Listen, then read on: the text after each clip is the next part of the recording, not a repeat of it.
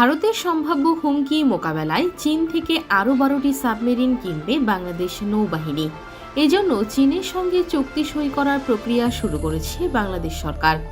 চুক্তি অনুযায়ী বাংলাদেশে নৌবাহিনীকে সর্বমোট 12টি সাবমেরিন সরবরাহ করবে চীনের সামরিক বাহিনী। এই 12টি সাবমেরিনের মধ্যে 7টি নির্মাণ হবে চীনের হলুদাও সাবমেরিন শিপইয়ার্ডে, আর বাকি 5টি সাবমেরিন খুলনা শিপইয়ার্ডে যৌথভাবে নির্মাণ করবে বাংলাদেশ ও চীনা নৌবাহিনী। মূলত চীন থেকে সাবমেরিন তৈরির প্রযুক্তি ক্রয় করে দেশের মাটিতেই সাবমেরিন তৈরি করতে চায় বাংলাদেশ নৌবাহিনী। পৃথিবীর মাত্র হাতে গোনা কয়েকটি দেশ সাবমেরিন বানাতে পারে। এবার সেই তালিকায় নতুন করে নাম লেখাতে যাচ্ছে বাংলাদেশ।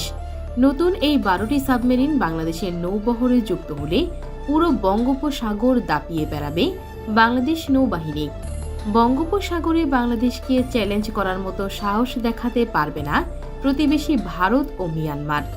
সাবমেরিন একটি স্ট্র্যাটেজিক অস্ত্র, কারণ এটি সমুদ্রের তলদেশ দিয়ে নিঃশব্দে চলাচল করতে পারে এবং সাবমেরিন দিয়ে শত্রুপক্ষের সমুদ্র বন্দর পুরোপুরি ধ্বংস করে দিতে পারে। সাধারণত বিশ্বাসযোগ্য খুবই ঘনিষ্ঠ কোনো মিত্র দেশ ব্যতীত একটি দেশ অন্য একটি দেশের কাছে সাবমেরিন প্রযুক্তি হস্তান্তর করতে চায় না। চীন শুধুমাত্র পাকিস্তান ব্যতীত একমাত্র বাংলাদেশকেই সাবমেরিন তৈরির প্রযুক্তি সরবরাহ করেছে।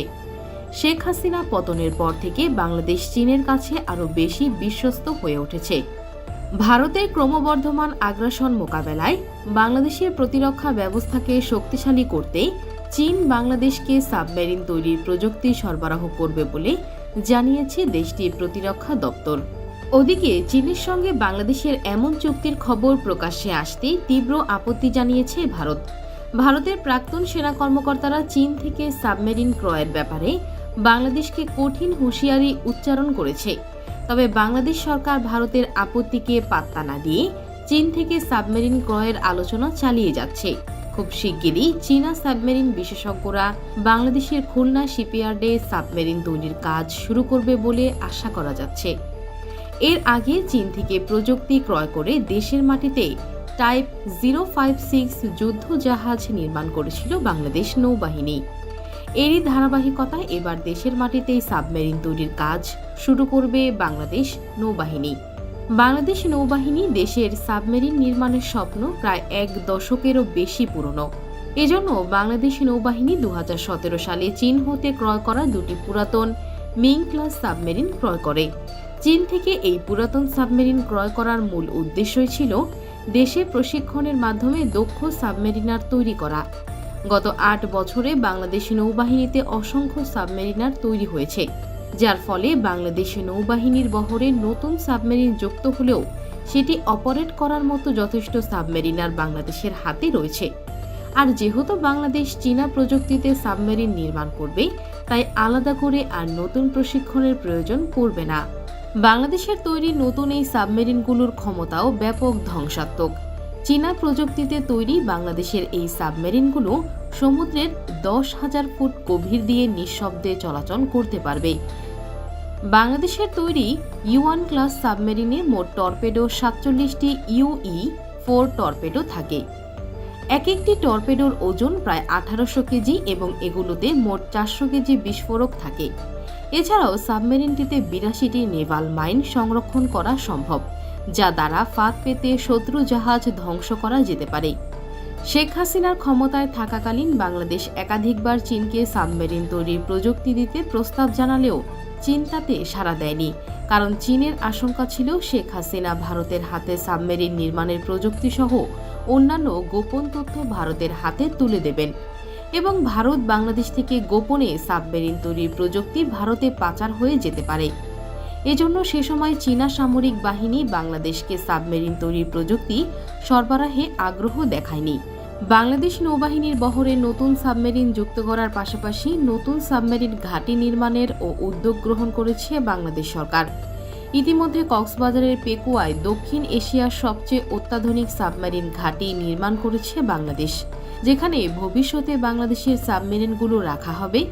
কক্সবাজারের সাবমেরিন ঘাঁটি হচ্ছে দক্ষিণ এশিয়ার সবচেয়ে বড় সাবমেরিন ঘাঁটি। এত শক্তিশালী সাবমেরিন ঘাঁটি ভারত কিংবা মিয়ানমারের কাছেও নেই। এক কথায় পৃথিবীর অন্যতম সেরা একটি সাবমেরিন ঘাঁটি হচ্ছে কক্সবাজারের এই সাবমেরিন ঘাঁটি। এই সাবমেরিন ঘাঁটিটি নির্মাণে বাংলাদেশের ব্যয় হয়েছে $1.2 বিলিয়ন। এই সাবমেরিন ঘাঁটির আয়তন প্রায় 800 একর পর্যন্ত। বাংলাদেশ নৌবাহিনী কক্সবাজার ছাড়াও বরিশালের পটুয়াখালীতে নতুন একটি সাবমেরিন ঘাঁটি নির্মাণে চীনের সঙ্গে চুক্তি সই করেছে। পটুয়াখালীর এই সাবমেরিন ঘাঁটিতে 12 থেকে 16টি সাবমেরিন রাখা যাবে। পটুয়াখালীতে এই সাবমেরিন ঘাঁটি নির্মাণের অন্যতম কারণ এই ঘাঁটিটির ভৌগোলিক অবস্থানগত সুবিধা। এজন্য পটুয়াখালীতে নতুন আরও একটি সাবমেরিন ঘাঁটি নির্মাণ করবে বাংলাদেশ নৌবাহিনী, যাতে করে যুদ্ধকালীন সময়ে কোনো একটি সাবমেরিন ঘাঁটি ক্ষতিগ্রস্ত হলেও অপর একটি সাবমেরিন ঘাঁটি থেকে সাবমেরিন অপারেট করা যায়। তাছাড়া ভৌগোলিক দিক থেকে কক্সবাজার সাবমেরিন ঘাঁটি মিয়ানমারের কাছাকাছি অবস্থান হওয়ার কারণে এটি মিয়ানমারের মিসাইল সীমার আওতায় রয়েছে। কিন্তু পটুয়াখালীর সাবমেরিন ঘাঁটি থেকে ভারত ও মিয়ানমার উভয় দেশই নিরাপদ দূরত্বে অবস্থিত।